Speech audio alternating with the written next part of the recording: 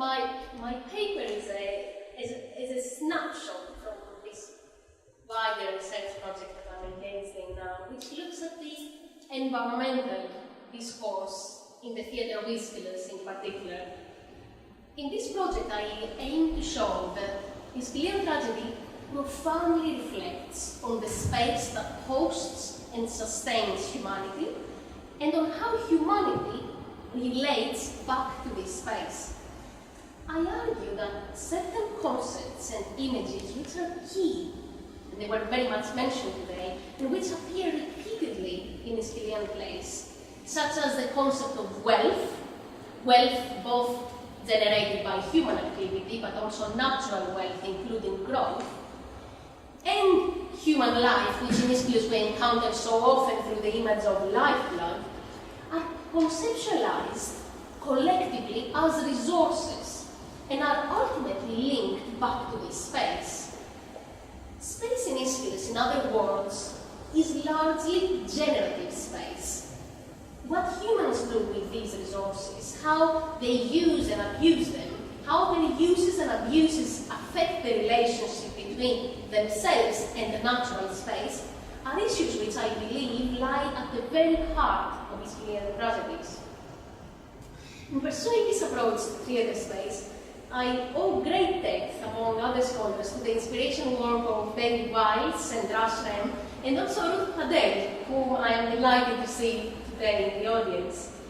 Their works illustrate with a profundity that is hard to exaggerate the deeply symbolic function of space in the theatre and its essentially polysemous character.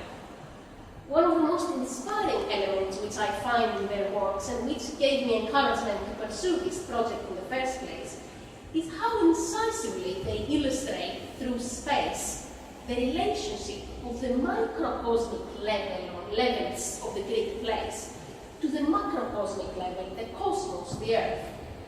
Such insights into the connection between microcosmic and macrocosmic may help us gain a better understanding of issues which I believe have not been investigated enough, if at all. One of them is the role of the natural landscape, which accommodates the theatre spaces. Another one, in Aeschylus' tragedy in particular, is the meaning of the frequent and intensely charged use of space, of the ground, especially the contact of the human body with it, or the role of heavily symbolic interiors, some of which, such as this interior from the Agamemnon, which clearly evokes the womb, are portrayed at once as generative, but also as deadly. For when one looks at Earth, destructive and deadly are concepts which are as important as generative is. So at the heart of my inquiry is the very concept Earth in Aeschylus. And I feel I need to explain first what I do not mean by this term.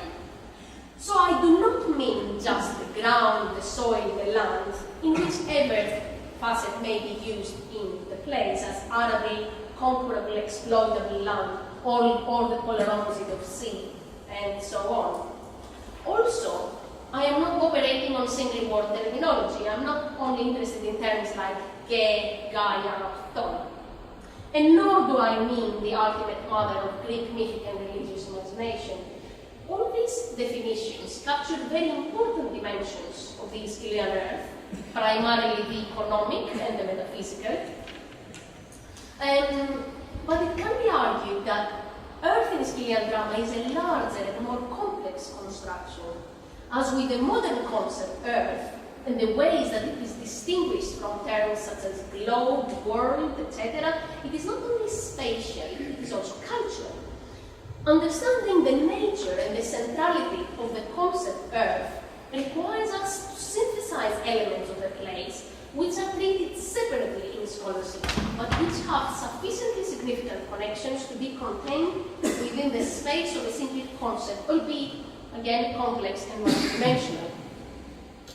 So in the theatrical space of Aeschylus, the earth is constructed through both words and actions, through both imagination and enactment on stage, and in multiple interconnected ways.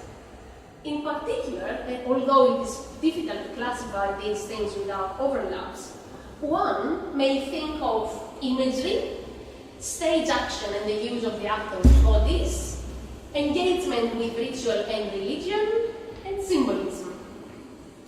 In terms of imagery, I mean the descriptions of natural forces and elements, winds, the weather, the sea, the storm, even the sun, that are woven into the narrative and inform descriptions of the action, and also agricultural imagery. In terms of stage action, I mean especially the characters' contact with the earth, with feet or by hands, their actions of trampling, beating or touching the ground, as well as their entering and exiting motions, when they're envisaged as coming from or exiting into the world below. In terms of engagement with ritual and religion, I mean the enactment of libations, invocations to ancestors and other chthonic forces. And in terms of symbolism, I have in mind especially the contrasts between light and dark, exteriors and interiors, the evocation of high axial symbols as well. All of these, as I try to argue, are used as dramaturgical tools for conveying aspects of the earth on the theatrical stage.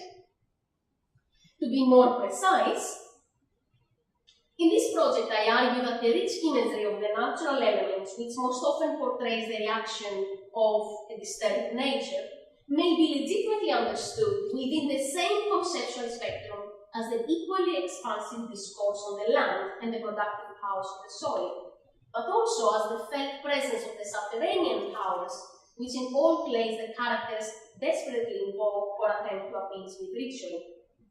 Beyond these spaces, both above and below, both scenic and extra-scenic, that is created by narrative, we should also take into account other extra-scenic spaces. For example, distant spaces of fields and seascapes, which are constructed through narratives and imagery, but evoked, as the other speakers have said, through what would have lain immediately in view of the audience. Among these spaces, we should also include the underworld and otherworldly spaces, which are also evoked not only through the ground, but also through dark and deep interiors. Before I go to the Persians, a play which I believe may illustrate this approach to the Aeschylean earth in a really concise way, I wish to draw your attention to a short but extremely important passage of the Oresteia, which gives a solid basis on which to rethink of earth as having much wider connotations than we're used to think in classical scholarship, and also as including the essential aspects of the generative and the destructive. This passage comes from the very end of the Oresteia. The Oresteia, as you may know, does not close with the acquittal of Orestes for the matricide, but with the acceptance of the Erinyes, powers of the earth, into the polis of Athens. In this extremely significant scene, which dramatizes symbolically and with great ambivalence the reconciliation between man and natural order, a relationship which was violently disturbed in the first two plays, it still shows under what conditions these earth powers will be admitted into the community. So what is proclaimed is that in place of the destruction and death, the problematic relation of man and earth brought until this point, and which the Erinyes oversaw and enacted at every point, what will come forth is abundant growth, wealth, and life. This passage envisages these powers of the earth as governing every generative aspect of nature, or to use a modern term, natural environment. Being forces of the earth, not despite being, but being forces of the earth, the Erinyes govern the generative powers of the sea, the wind, the heavens, even the sun, all the elements that have a share in the productivity of this large generative whole, the earth. Furthermore, remarkably, humans are conceptualized as part of that ecosystem on an equal footing. We should not forget that these powers of the earth are exactly the same powers which, until this point, through imagery of destructive storms, ominous winds, showers of blood, deadly harvests, were portrayed as destructive and deadly, that now become wealth-giving and generative. The presence of Aeschylus, following follows the opposite scheme from that of the Aristotle, one in which the generative earth becomes destructive and the relationship between earth and humanity hoary. At the center of the play is wealth. The play starts with the presentation of a vastly wealthy empire in both resources and men, and ends with mourning over utter destruction, the famous harvest of tears that closes the play. But let me first introduce this play to those who do not know. The Persians is part of the tragic trilogy that Aeschylus produced for the first time in 472 in Athens. The play itself was produced soon afterwards in Syracuse as well. It is set near the tomb of King Darius, where the queen and the chorus of Persian elders are waiting anxiously for news about Xerxes' invasion against Greece. The news arrive, and the play narrates the Persians' devastating defeat and their spectacular fall from prosperity into utter destruction. Their entire army and a vast fleet have been annihilated at the sea battle of Salamis, and on their journey home over the lands of Greece. Only one man returns, King Xerxes, who arrives alone and in rags. Now, it is often noted that there are several patterns on which this destruction of wealth is visually and symbolically dramatized. For example, in the succession of scenes on stage, richness and pomp is replaced by poignant empty space. And I use images from recent productions which I feel capture some of these dramaturgical elements quite successfully. The destruction of wealth is also captured by the imagery of textiles, their gradual devaluation and ragging. As the play unfolds, as narrative alternates with action, the image of the luxurious clothes worn by the Persians in the beginning is gradually replaced by images of plain clothing, then ripped clothes in the hands of mourners, then torn fabrics on floating youthful corpses, and finally rags on the body of Xerxes and the chorus.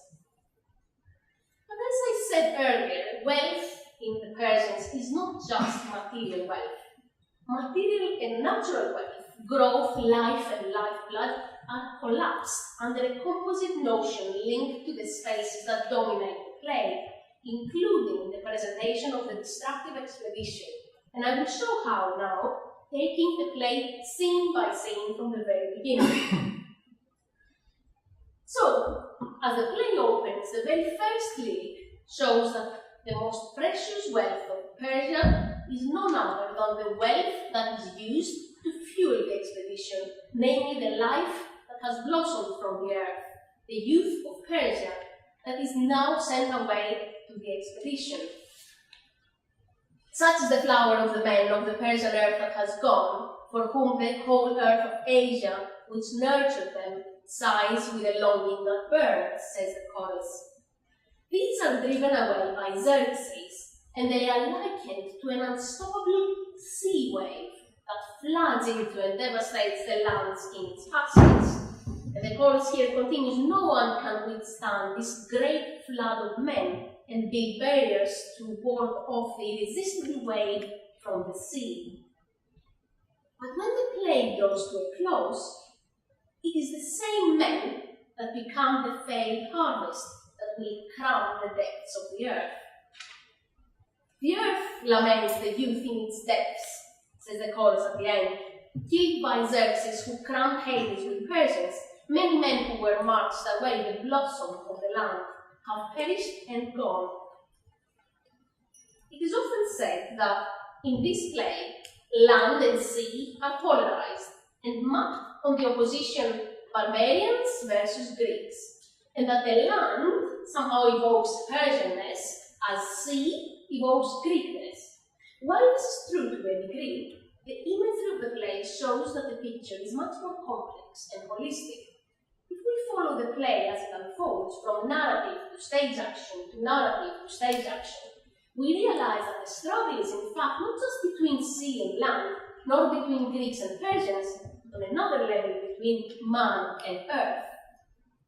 And we saw how, from the beginning, both sea and land and their domination are connected with the Persians. The Persian youth, as we said, forms an enormous army it's like a rolling sea wave floods through the Asian plains. In the same part of the play, Xerxes is presented not as walking on foot, but riding on his chariot, symbol of power and domination. A terrifying monster, his arms are imagined like the thousands of ships that propel the expedition across the seas.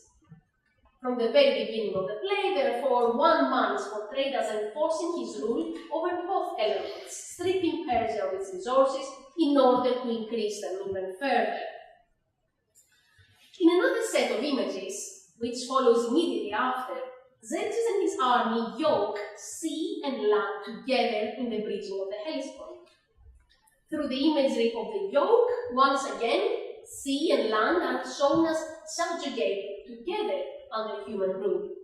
The chorus speaks of this miracle of technology, first as a yoke over the neck of the sea, but then we read, passing over the projecting spur that belongs to both lands and yokes them together across the sea. This time, Xerxes' attempt to rule over the natural order is presented in gender terms as male dominating a female, easily recalling the universal conceptualization of man's attempt to dominate nature. This is where the sense of danger and transgression of Xerxes' expedition peaks, and we know this because the chorus is broken into song. But as song and narrative gives way to stage action, the play focuses on a different kind of space, namely the ground and the depths underneath. The references to earth and wealth on the part of the queen and the chorus, and the evocation of the disturbed powers below, forge a strong link between the earth under their feet, which hosts these subterranean powers, and the earth repeatedly envisaged as the subject of Xerxes' hubris. Among these powers is the dead king Darius, whom the play constructs as a hero, as a chthonic being, a special human being who, after death, is counted among the subterranean powers, so is endowed with powers of the earth. Provided he is not angered, he can send up good things or keep bad things below. This is what the chorus says about him, to the queen. Secondly, you must pour out libations to earth and the dead, asking propitiatory manner that your husband Darius send blessings for you and your son up into the light from beneath the earth, but whatever is contrary to them be kept under the earth, ineffective in the darkness. From now on, no less than 3 times, these propitiatory libations that the chorus advises for and the queen intends to carry out will be frustrated and postponed.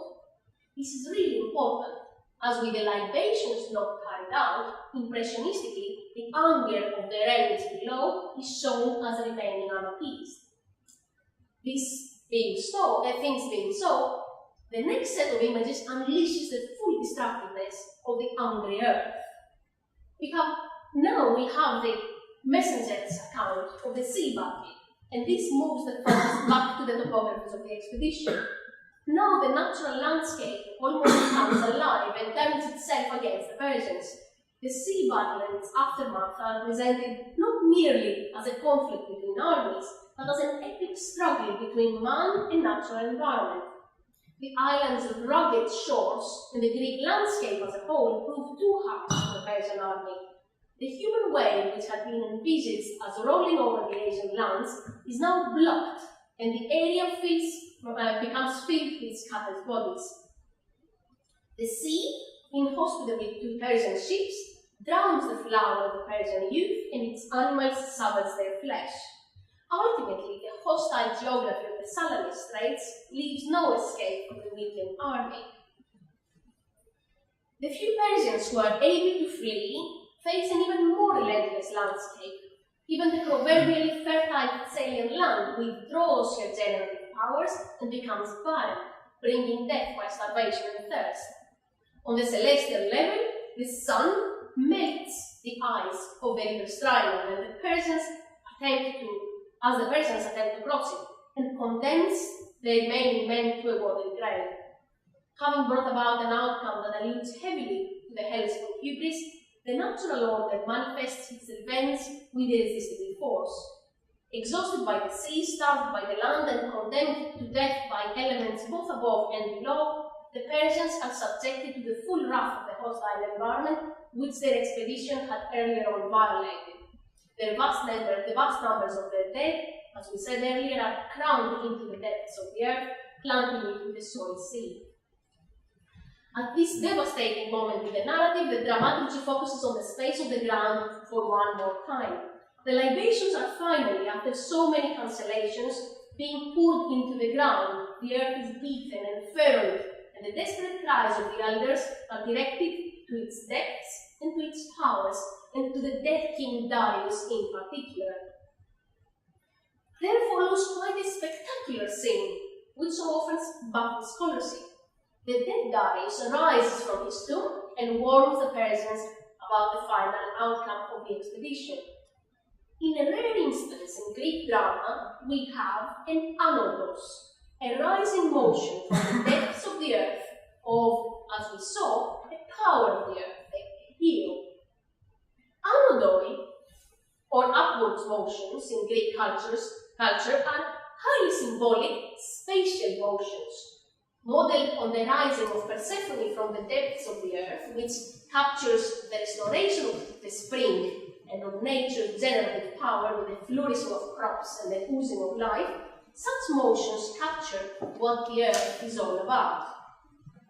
Following the usual practice of anodoi, the dead king's rising in the Persians does reach its climax with imagery of agricultural production and of the superabundance of natural energies. In a unique turn away from convention, however, the flourishing in this case is not that of fertility and life, but rather of destruction, suffering, and death. As Darius emerges from the depths of his tomb, from the interior of his tomb, and from the interiors of the earth, he illustrates how the earth's energies will harm the Persians, and culminates in the prediction of the famous harvest of lamentation, the harvest of tears. For hubris flowers and produces a crop of calamity, and from it reaps a harvest of lamentation, says Darius. As Darius predicts, and as happens in all anodoi, this natural imagery is enacted in real terms. This happens in the subsequent and final scene, where Xerxes and the chorus collaborate in mourning for the wasted men.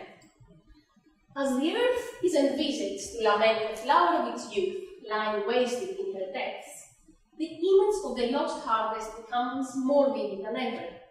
Xerxes may be already kneeling on the earth at this moment, as Tappy believes that, in a posture heavily symbolic of his submission to the earth's wrathful revenge. When the lamentation reaches its climax, and as the king and his subjects start walking towards the exit, the concluding stage action of the play is the painful treading of the ground, as you can see here. The same earth which had borne the youth, the same earth which the elders had been beaten despairingly with their hands earlier on, is now said to be hard to tread on. This is the last act of the clash, and the last stage action of the play. The relationship between man and earth has gone awry, with man abusing the earth's wealth, and the earth taking a spectacular revenge. All aspects of the earth, evoked by all spaces of the theatre, including the interior, have conspired in their wrath to bring about a final and dreadful harvest of tears. And that's my answer to the Persians, but I have something like an appendix which relates to the history of the play's production, and the significance of the performance spaces in relation to the argument representing about landscape, earth, and growth. Now we know that the play was produced both in Athens and in Syracuse, and almost certainly elsewhere, judging by its knowledge, for example, in Aristophanes' prose. Whether outside Athens the play was part of the original trilogy, we don't know. But Rushland has shown that the production of Persians at the theatre of Dionysus in Athens would have connected the recent historical events of the Persian invasion with the immediate view of the audience, since the pillaging, destruction, and burning effected by the invaders to Athens would have been only partially rectified And he also rightly reminds us that the theatre of Dionysus overlooked a section of the new defensive walls of Athens, which had been thrown up hastily using the rubble from the temples, public buildings and houses, a reminder of the Persian sack. We may think, however, of other spaces where the play was or may have been performed. In Syracuse, where the play was certainly produced during the reign of Hieron, the theatre space would have overlooked the agricultural fields which lie between the space of the theatre and the sea, an image relatively uninterrupted by residential and other buildings and literary life.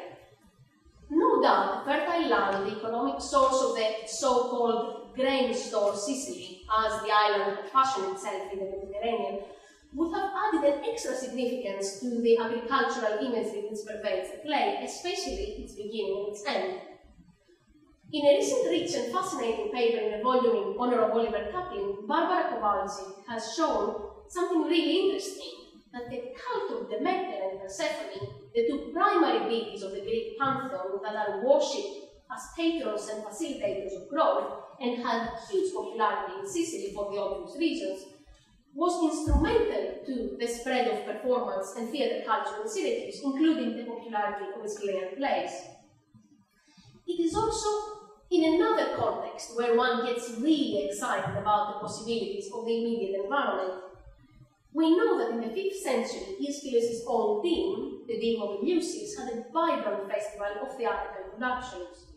Eleusis is actually one of the few demes about which we can be certain of this from the 5th century, and we know that big names like Sophocles and Aristophanes produced their plays there.